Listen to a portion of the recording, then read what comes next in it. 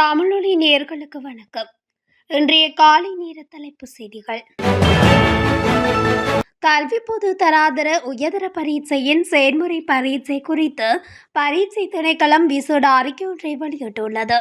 இதன்படி உயிரியல் தொழில்நுட்பவியல் பாடத்துடன் தொடர்புடைய செயல்முறை பரீட்சை எதிர்வரும் மார்ச் மாதம் 8ஆம் தேதி முதல் மார்ச் மாதம் 10ஆம் தேதி வரை நடைபெறவுள்ளதாக அறிவித்துள்ளது. நாடு முழுவதும் உள்ள 75 செயல்முறை பரீட்சை மத்திய நிலையங்களில் குறித்த செயல்முறை பரீட்சை இடம்பெறவுள்ளதாக அதில் குறிப்பிட்டுள்ளது. அதன்படி எதிர்வரும் 10ஆம் தேதி வரை செயல்முறை பரீட்சை முழுமையாக முடிவடையும் வரை உதவி வகுப்புகளை நடத்துவது தடை செய்யப்பட்டுள்ளது. புறக்கோட்டை மத்திய பேருந்து நிலையத்தில் இலங்கை போக்குவரத்து சபை பேருந்தின் பின் சக்கரத்தில் தலையை வைத்து இளைஞர் ஒருவர் உயிரை மாய்த்துள்ளார். 30 வயதான இளைஞனை இவ்வாறு உயிரிழந்துள்ளதாக கண்டுபிடிக்கப்பட்ட போதிலும் அவர் தொடர்பான முழுமையான தகவல்களை இதுவரை கிடைக்கவில்லை என போலீசார் தெரிவித்தனர். கண்டி வடக்கு டிப்போவுக்கு சொந்தமான இலங்கை போக்குவரத்து சபை பேருந்து நேற்று மாலை பயணத்தை ஆரம்பித்த போது குறித்த இளைஞன் பேருந்தின் வலது பக்க பின்புற சக்கரத்தில் தலையை வைத்துள்ளதாக தெரிவிக்கப்படுகிறது. சம்பவத்தில் படுகாயமடைந்த இளைஞன் கொழும்பு தேசிய மருத்துவமனையில் அனுமதிக்கப்படும் போதும் அவர் ஏற்கனவே உயிரிழந்துள்ளதாகவும் வைத்தியர்கள் தெரிவித்தனர். 2025ஆம் ஆண்டு உள்ளூராட்சி மன்ற தேர்தலுக்கான தபால் மூல வாக்குப்பதிவுக்கான விண்ணப்பங்களை ஏற்றுக்கொள்வதற்கான கால அவகாசம் வழங்கப்பட்டுள்ளது. இதன்படி எதிர்வரும் மார்ச் 12ஆம் தேதி நள்ளிரவு வரை வேட்பு மனுக்கள் கோரப்பட்டுள்ள 336 உள்ளூராட்சி நிறுவனங்களுக்கான தேர்தலுக்கு தபால் மூலம் வாக்களிக்க தகுதியுள்ளவர்களிடமிருந்து விண்ணப்பங்கள் ஏற்றுக்கொள்ளப்படும் என்று தேர்தல்கள் ஆணைக்குழு தெரிவித்துள்ளது. இச்சந்தர்ப்பத்திலும் குறித்த திகதி நீட்டிக்கப்படாது என அறிக்கையொன்றை வெளியிட்டு தேர்தல்கள் ஆணைக்குழு தெரிவித்துள்ளது. மேலும் தபால் மூல விண்ணப்ப படிவங்களை மாவட்ட தேர்தல் அலுவலகங்களில் அல்லது தேர்தல் ஆணைக்குழுவின் உத்தியோகபூர்வ இணையதளமான www.election.government.lk பிரவேசித்து பதிவிறக்கம் செய்து கொள்ளலாம் என அந்த ஆணைக்குழு தெரிவித்துள்ளது. இலங்கை பெட்ரோலிய கூட்டுத்தாபனம் முன்வைத்துள்ள புதிய சூத்திரத்திற்கு எரிபொருள் விநியோகஸ்தர்கள் இணக்கம் தெரிவித்துள்ளதாக அமைச்சர் நலிந்த ஜேதிச தெரிவித்துள்ளார். நேற்று இடம்பெற்ற அமைச்சரவை முடிவுகளை அறிவிக்கும் ஊடக சந்திப்பில் கலந்து கொண்டு கருத்து தெரிவிக்கும் போதே அவர் இதனை குறிப்பிட்டார். அவர் மேலும் தெரிவிக்கையில் குறித்த புதிய சூத்திரம் செயல்படுத்தப்பட்டு வருகின்றது.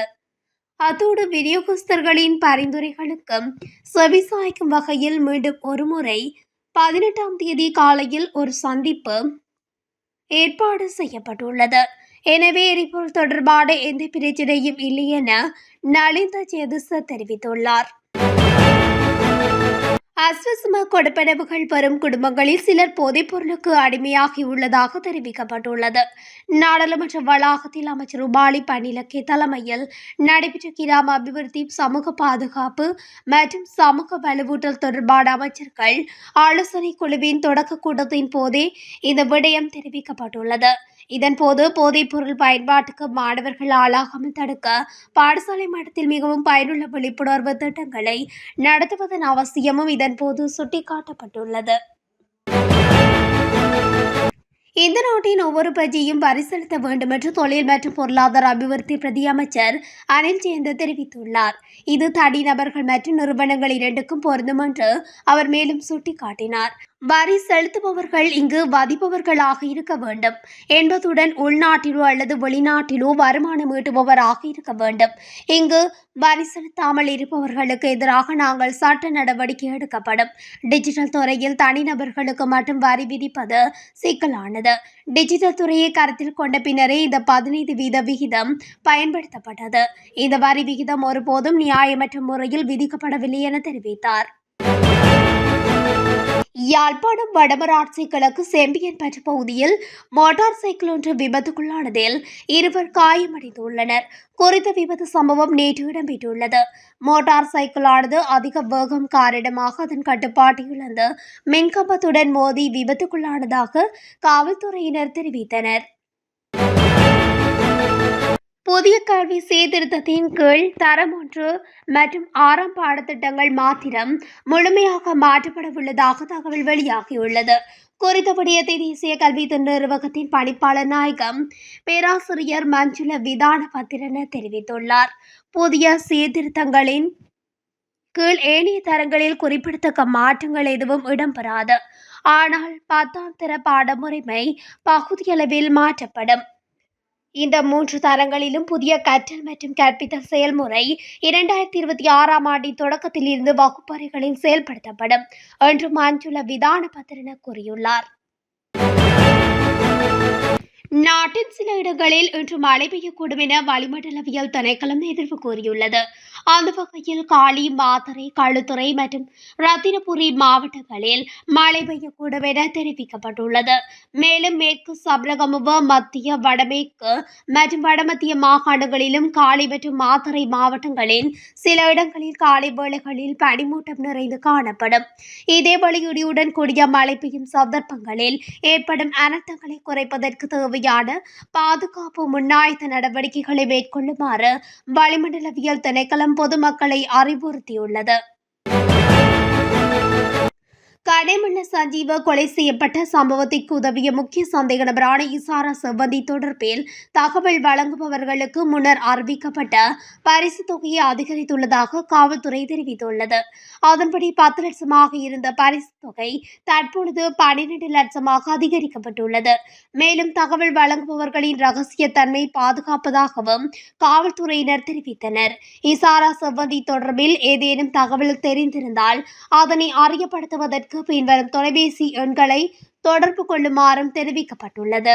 பணிப்பாளர், கொழும்பு குற்றவியல் பிரிவு 0718591727 அல்லது கொழும்பு குற்றவியல் பிரிவின் கட்டளை தளபதி 0718591735 என்ற தொலைபேசி இலக்கங்களுக்கு அறிவிக்க முடியும்.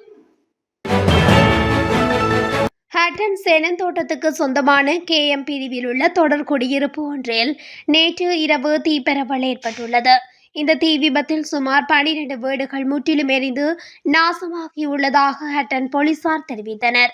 எனினும் இந்த தீ விபத்தில் எவருக்கும் பாதிப்புகள் எதுவும் ஏற்படாத நிலையில் மின்கசிவு காரணமாக இந்த தீ விபத்து ஏற்பட்டிருக்கக்கூடும் என சந்தேகிக்கப்படுகிறது. இந்த தீ விபத்தினால் தோட்ட தொழிலாளர்களின் பொருட்கள் மற்றும் உடைமைகள் தீக்கிரையாகியுள்ளன. எதிர்வரும் உள்ளூராட்சி மன்ற தேர்தலில் தமது கட்சியில் போட்டியிட பலர் ஆர்வம் காட்டி வருவதாக ஸ்ரீலங்கா பொதுஜன முன்னணி கட்சி தெரிவித்துள்ளது. ஸ்ரீலங்கா பொதுஜன முன்னணியின் பொதுச் செயலாளர் சட்டத்தரணி சாகர காரியவசம் இந்த விடயத்தை தெரிவித்துள்ளார். நாட்டு மக்கள் பொய்களுக்கு ஏமாற மாட்டார்கள் என்பது தற்பொழுது தெளிவாகியுள்ளது என அவர் குறிப்பிட்டுள்ளார். எவ்வித குற்றச்சாட்டுகளும் சுமத்தப்படாதவர்கள் மட்டுமே இம்முறை உள்ளூராட்சி மன்ற தேர்தலில் மொட்டு கட்சியின் சார்பில் வேட்பாளராக போட்டியிட உள்ளனர் என அவர் தெரிவித்துள்ளார். முன்னாள் போலீஸ் மா அதிபர் தேசப்பந்து தென்னக்கோனை கைது செய்வதற்கு புலனாய்வு பிரிவினர் கடமையில் ஈடுபடுத்தப்பட்டுள்ளதாக தெரிவிக்கப்படுகின்றது. அமைச்சரவை பேச்சாளரும் அமைச்சருமான நலிந்த ஜேதிச இந்த விடயத்தை தெரிவித்துள்ளார். தேசப்பந்து தென்னக்கோன் கைது தொடர்பில் ஊடகவியலாளர் எழுப்பிய கேள்விக்கு பதிலளித்த போது அவர் இதனை குறிப்பிட்டுள்ளார். கட்டாய விடுமுறை வழங்கப்பட்டுள்ள போலீஸ் மா அதிபர் தேசப்பந்து தென்னக்கோன் தலைமறைவாகியுள்ளதாக தெரிவிக்கப்படுகின்றது. தலைமறைவாகியுள்ள தேசப்பந்து தென்னக்கோனை கைது செய்யும் நோக்கில் புலனாய்வு பிரிவினர் கடமையில் அமர்த்தப்பட்டுள்ளனர் என நலிந்த ஜேதிச தெரிவித்துள்ளார். நாடளாவிய ரீதியாக திட்டமிடப்பட்டிருந்த அரசு மருத்துவ அதிகாரிகள் சங்கத்தின் வேலைநிறுத்த போராட்டத்தை இடைநிறுத்த தீர்மானிக்கப்பட்டுள்ளது. இந்த நிலையில் இன்று முதல் ஆரம்பிக்க திட்டமிடப்பட்டிருந்த குறித்த போராட்டம் இடைநிறுத்தப்பட்டுள்ளது. எதிர்காலத்தில் வைத்தியர்களின் சம்பளத்தை அதிகரிக்க நடவடிக்கை எடுக்கப்படும் என சுகாதார மற்றும் வெகுஜன ஊடக அமைச்சர் நலிந்த ஜேதிச தெரிவித்துள்ளார். இலங்கைக்கு 3 கோடி ரூபாய் பெறுமதியான கையடக்க தொலைபேசிகளுடன் வர்த்தகர் ஒருவர் கட்டுநாயக்க விமான நிலையத்தில் வைத்து விமான நிலைய சுங்க அதிகாரிகளால் கைது செய்யப்பட்டுள்ளார். கொழும்பு பிரதேசத்தைச் சேர்ந்த 28 வயதுடைய வர்த்தகரே கைது செய்யப்பட்டுள்ளார். சந்தேக நபரான வர்த்தகர் துபாயிலிருந்து நேற்று கட்டுநாயக்க விமான நிலையத்தை வந்தடைந்துள்ளார். இதன்போது விமான நிலைய சுங்க அதிகாரிகளால் மேற்கொள்ளப்பட்ட சோதனையில் சந்தேக நபர் கொண்டு வந்த பயணப்பொதியில் இருந்து 111 கையடக்க தொலைபேசிகள் கைப்பற்றப்பட்டுள்ளன.